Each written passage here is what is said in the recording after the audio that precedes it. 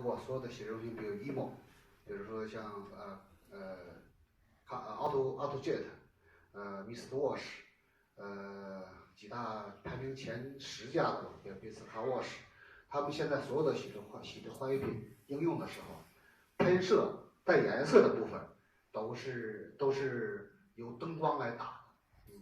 美国呢，从15年的中旬也开始实施了。那我会在今年的4月末，我还会去趟拉斯维加斯参加那个国际洗车行业高峰论坛。